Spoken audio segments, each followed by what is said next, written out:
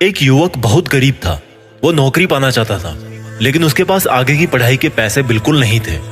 पढ़ने में उसको बहुत तकलीफ होती थी क्योंकि ध्यान भटकता था। गरीबी की वजह से परेशान था। उसके किसी पड़ोसी ने उसको बोला कि तू एक काम क्यों नहीं करता। युवक ने बोला क्या? बोला कि तू एक काम कर, अपने शहर में जो सरकारी दफ्तर है ना, वहां पर जो सबसे बड़े अफसर हैं उनसे जाकर के तू उनसे कुछ सलाह ले, कुछ हेल्प मांग। युवक गरीबी से परेशान था और कोशिश कर करके थक चुका था, तो सोचा चलो मदद मांग लेते हैं अधिकारी साहब से। अगले दिन सुबह वो युवक नहा धोकर तैयार होकर उस सरकारी दफ्तर में उस बड़े अधिकारी से मदद मांगने के लिए पहुंचा कि कुछ सलाह मिल जाए, कुछ पैसा मिल जाए। लेकिन वो बड़े अधिकारी उस वक्त ऑफिस में नहीं थे। तो पियोन ने जवाब दिया कि वेट कर लो, थोड़ा सा आते ही होंगे बस। युवक घबराया हुआ था कि इतने बड़े साहब से वो कैसे बात करेगा, और वो इतना घबराया हुआ था कि घबराहट में वो साहब की ऑफिस में साहब की खाली कुर्सी पे ही बैठ गया और साहब का इंतजार करने लगा। उसको पता भी नहीं था कि वो साहब की कुर्सी पे ही बैठा है। थोड़ी देर में साहब दफ्तर में पहुंचे तो देखा कि एक नौजवान युवक उनकी कुर्सी पे बैठा है। साहब का गुस्सा 7वें आसमान पे चढ़ गया। साहब उस पे चिल्ला बैठे, तुम कौन हो?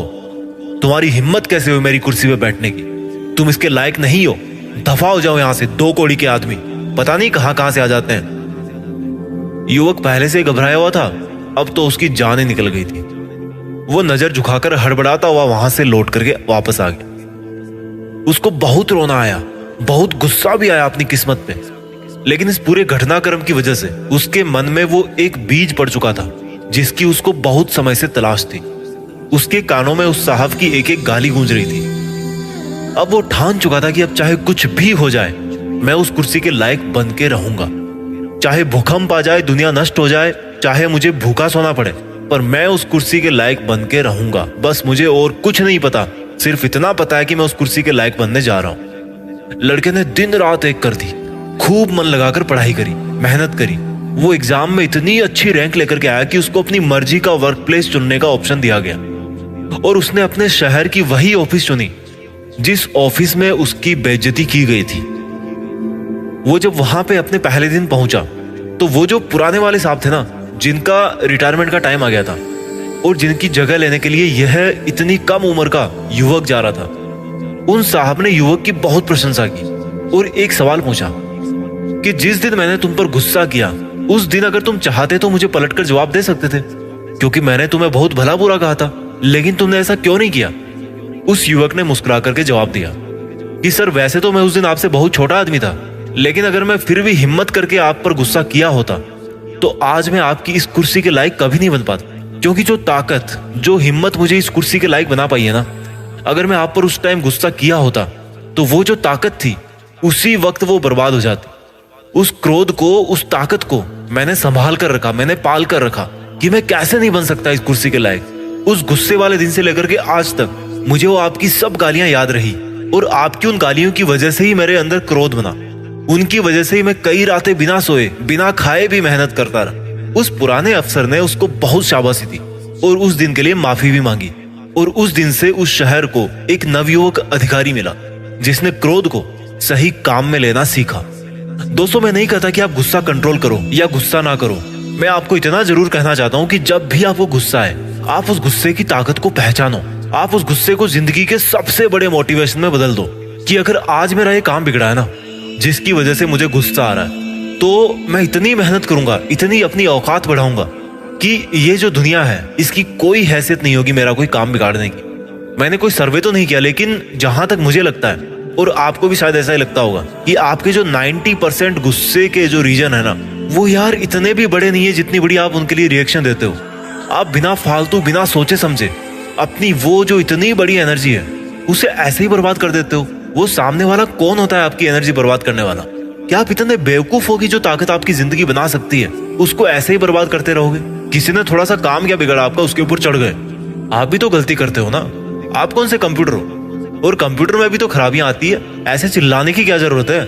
एक शिष्य ने अपने गुरुजी से पूछा कि जब 2 लोगों को गुस्सा आता है तो वो ऊंची आवाज में बात क्यों करते हैं, जबकि वो गुस्सा करते टाइम तो आमने सामने खड़े होते हैं, कम वॉल्यूम में भी बात कर सकते हैं। गुरुजी ने बड़े प्यार से कहा कि जब इंसान गुस्सा करते हैं ना बेटा, तो वो इतने करीब नहीं होते जितने वो दिखते हैं। उनके जो दिलों की दूरियां हैं वो बहुत ज्यादा बढ़ जाती है। और जब दूरी बढ़ जाती है तो दूसरे बंदे को ऊंची आवाज में बोल के ही सुनाना पड़ता है, नहीं तो सुनाई नहीं देगा, वहां तक आवाज नहीं पहुंचेगी। गुस्सा करने का मतलब है कि आप जैसा कमजोर इंसान ना इस दुनिया में कोई नहीं है। और आप क्या सोचते हो, गुस्सा करके आप बड़े बन जाते हो? कोई अगर आप पर गुस्सा करता है तो आप कितनी मन ही मन में उसको गालियां देते हो, क्या वो नहीं देता होगा आपको? अपने आप को रख के देखो उसकी जगह, उसको कितना बुरा लगता होगा। क्योंकि आपके अधिकतर गुस्से तो उन्हीं पर निकलते हैं जो आपसे ताकत में कम है या जिनको आप अपने से कम समझते हो। और अगर आपसे वो ताकत में कम है तो क्या आपका लेवल भी उतना कम हो गया कि आप उसकी बराबरी करोगे? और अगर आपको लगता है कि आप उससे बड़े हो तो प्रूफ करके दिखाओ ना भाई। ऐसे बोलकर थोड़े प्रूफ होता है। हिम्मत है तो अपने दम पर उसके जितना बड़ा बन के दिखाओ। गुस्सा करना किसी भी एंगल से यह साबित नहीं करता कि तुम बड़े हो और सामने वाला छोटा। आप अगर किसी पर गुस्सा करते हो, रीजन चाहे कुछ भी हो, अगर वो सामने वाला बंदा आपको माफ भी कर देता है ना, तो वो उन बातों को नहीं भूलता जो आपने क्रोध में आकर के उसको बोल दी है। एक बच्चे को बात बात पर गुस्सा आता था। उसके पिताजी उसको एक बाबा जी के पास लेकर के गए और बाबा जी से बोले कि बाबा जी मेरे बच्चे को ना बहुत गुस्सा आता है, इसको ठीक कर दीजिए। तो बाबा जी ने बच्चे को एक थैला पकड़ाया और उस थैले में बहुत सारी कीलें थी और एक हथौड़ा था। बोला बेटा जब जब तुम्हें गुस्सा आए ना, तुम्हारे घर के 500 मीटर के बाद में जो भी कोई पहला पेड़ हो, उस पेड़ पर जाकर के एक कील ठोकर के आ जाना। बच्चे और पिताजी घर पे आ गए वापस। बच्चे ने पहले दिन में 20 कील ठोक डाली, अगले दिन भी उसने 20 कील ठोक डाली। दिन में 20 बार गुस्सा किया। धीरे धीरे बच्चे को समझ में आने लगा कि जितनी ताकत मुझे वहां पे जाके कील ठोकने में लगती है ना, उतनी ताकत गुस्से को कंट्रोल करने में नहीं लगती।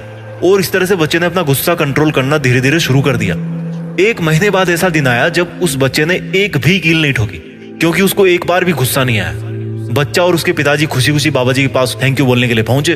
बाबा जी ने बोला कि नहीं, अभी तो तुम्हारी आधी कक्षा हुई है, अभी जो मेन क्लास है ना वो तो तुम्हारी बाकी है। बोला क्या, गुस्सा तो करना मैं छोड़ चुका हूँ। बोला बेटा गुस्सा करना तुमने नहीं छोड़ा है, गुस्सा तुमने कंट्रोल करना सीखा है। गुस्सा तुम्हें अब भी आ रहा है लेकिन तुम उसको कंट्रोल कर ले रहे हो। अब कल से जब भी तुम्हें गुस्सा आए और तुम उसको कंट्रोल कर लो, और जब तुम्हें पता पड़े कि मैंने गुस्सा कंट्रोल कर लिया है, तब तब उस पेड़ के पास वापस जाना और एक कील वापस निकाल करके ले आना। जब जब तुम्हें गुस्सा आए और तुम उसको कंट्रोल कर लो, तब तब एक एक कील वापस निकाल के ले आना। और जब तुम्हारा वो बैग वापस भर जाए तब मेरे पास में वापस आना। बच्चा सोचा क्या आफत आई है यार, गुस्सा करना मैं तो छोड़ चुका था, बट कोई नहीं, बाबा जी ने गुस्सा कंट्रोल करना सिखाया तो चलो इतना और कर देते हैं, क्या दिक्कत है, 1 महीना और लगेगा। बच्चा और उसके पिताजी वापस घर आ गए। अब बच्चे को जब जब भी गुस्सा आता और बच्चा जब जब गुस्सा कंट्रोल कर लेता, तब तब वो उस पेड़ के पास में वापस जाता और एक कील निकाल के ले आता। लेकिन वो जो एक कील निकालता था उसमें उसके पसीने छूट जाते थे, क्योंकि कील को ठोकना आसान है, निकालना बहुत मुश्किल है। कई बार तो वो बिना कील को निकाले वापस लौट के आता था, क्योंकि उससे वो कील निकल ही नहीं पाती थी। ऐसे करके 1 महीने से भी ऊपर वक्त बीत गया।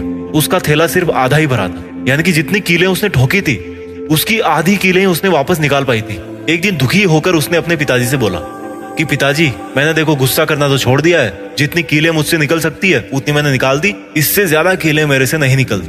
बोला ठीक है बेटा, चल लेते हैं बाबा जी के पास। बाबा जी के पास गए तो उन्होंने जाते बोला कि ये क्या, मैंने तो तुम्हें पूरा बैग भर के दिया था कीलों का, तुम तो आधा ही वापस लेके आ रहे हो। बोला बाबा जी मैंने बहुत ताकत करी, लेकिन फिर भी कुछ कीलें जो वो अंदर ही रह गई। बोला बेटा यही होता है, तुम जो भी गुस्से में बोलते हो ना, उसकी चाहे आप 1000 बार माफी मांग लो, लेकिन उसकी वजह से उसके दिल में जो चोट लगी है ना, उसके दिल में जो कील जाकर के लगी है ना, जो अंदरूनी घाव है ना, वो आप कभी भी नहीं भर सकते, चाहे वो बंदा आपको माफ भी कर दे। और जो कील के निकलने की वजह से जो वहां पे छेद बन गया है, उसकी वजह से आपका जो विश्वास है ना, आपका जो रिलेशन है, वो कमजोर पड़ जाता है। बच्चे को अब पूरी तरह से समझ में आ गया। उसको बहुत पश्चाताप हुआ कि मैंने क्यों अपनी जिंदगी में इतना ज्यादा गुस्सा किया। अपने गुस्से को उस वक्त कंट्रोल करना मुश्किल हो जाता है जब वो आ रहा होता है। अगर उसको कंट्रोल करना है ना, तो वो जब गुस्सा आपके अंदर भरना शुरू हो, आपको उसी वक्त रोकना है। अब रोकने का मतलब ये नहीं कि सामने वाले पर चिल्लाए तो नहीं, पर रूम में आकर के अपने आप को बंद कर लिया, बात नहीं कर रहे, मुंह फुला लिया, बिस्तर से उठ नहीं रहे। ये भी तो एक गुस्सा है ना। ये क्या आपकी और अगले वाले की एनर्जी को वेस्ट नहीं कर रहा? गुस्से में चिल्लाओगे तो बाद में पछतावा होगा, और गुस्से में अगर अपने आप को सबसे अलग कर लिया, नाराज हो गए, तो भी तो भैया नुकसान है। गुस्सा चाहे मन में रखो या सामने वाले पे रखो, फायदा किसी में नहीं है मेरे भाई। इसलिए अब मैं आपको एक तरीका बताने वाला हूं जिससे आपके 90% गुस्से छूट जाएंगे, और वो जो 10% फिर बचेंगे ना, वो मैं आपको बताऊंगा कि उनको कैसे काम में लेना है। तो सबसे पहले बात करते हैं कि आप जो डेली लाइफ में गुस्से करते हो, आपके अधिकतर गुस्से हैं, उनको कैसे छोड़ें। छोड़ने के लिए इसका अंदरूनी कारण आपको समझना पड़ेगा। गुस्से का कारण है अपने आप को परफेक्ट समझना। या मान लो आप परफेक्ट हो किसी में भी, किसी भी काम में, किसी भी जगह आप परफेक्ट हो, पर आपकी एक गंदी आदत है कि जो आपके साथ में है ना वो भी परफेक्ट होने चाहिए। क्यों भाई, अगर वो भी आपकी तरह कोई गलती नहीं करते तो आप में और उनमें क्या फर्क रह जाता। आपको समझना है कि लोगों से हो जाती है गलतियां, और जब गलतियां होती है और आप उन्हें जब माफ कर देते हो तो आपकी जो इज्जत है ना वो सामने वाले की आंखों में और ज्यादा बढ़ जाती है। अब आप बोलोगे कि अगर यार सामने वाला बंदा बार बार गलती करे तो क्या, तो गुस्से की एक्टिंग कर लो, गुस्सा मत करो, केवल उसकी एक्टिंग कर लो। जैसे बच्चे कोई गलती करते हैं तो क्या उनकी गलतियों को दिल पे लेते हो? उनको डराने के लिए तो उनको चांटा दिखाते हो ना। तो बड़े होकर दिल पे लेना क्यों सीख गए? ज्यादा समझदार हो गए क्या? अगर छोटा बनने से फायदा हो रहा ना तो भाई छोटे बन जाओ, कोई दिक्कत नहीं है। लाइफ में जितना याद रखना जरूरी है उतना ही भूलना और माफ करना भी जरूरी है।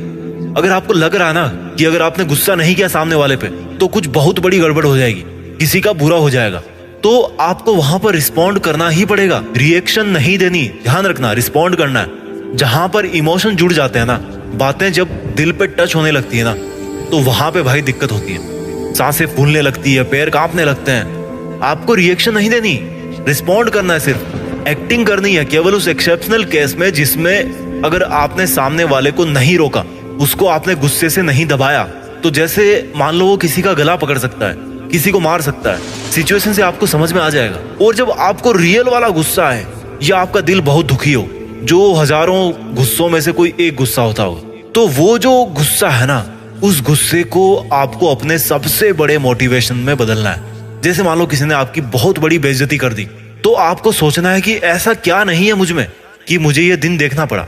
गुस्सा दिखाना है तो केवल एक्टिंग करो। अगर गलती से आ भी गया, क्योंकि एक नॉर्मल इमोशन है, जैसे हम हंसते हैं, हम रोते हैं, दुखी होते हैं, तो उसी तरह से ये भी एक तरह का इमोशन है। तो अगर गुस्सा आ भी गया गलती से, तो उसको यार सही जगह पे काम पे लगाओ ना। यार कपड़े धो लो, जिम में चले जाओ, गुस्से को ही बर्न कर दो पसीने से। फायदा भी हो जाएगा, किसी का नुकसान भी नहीं होगा और गुस्सा भी शांत हो जाएगा।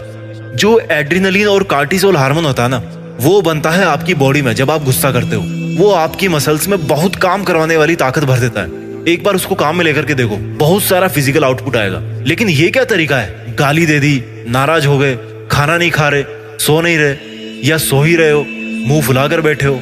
ये जो आपके अंदर ओवर सेल्फ एस्टिमेटेड सेंस है ना, उसको यार कम कर लो थोड़ा। आपका जो काम बिगड़ने पे गुस्सा आता है, उस काम को बिगाड़ने वाला रीजन इतना स्पेशल नहीं होता। जितनी बड़ी आप रिएक्शन देते हो, उस रीजन पे आपको कभी गुस्सा नहीं आएगा। केवल उससे आपका जो काम बिगड़ा है, उस काम के बिगड़ने पे आपको गुस्सा आता है। आई होप इस वीडियो ने आपके अंदर एक शांति की शुरुआत जरूर करी होगी। इस वीडियो को उस व्यक्ति को जरूर दिखाना जो आपके जान पहचान का है और गुस्सा बहुत करता है।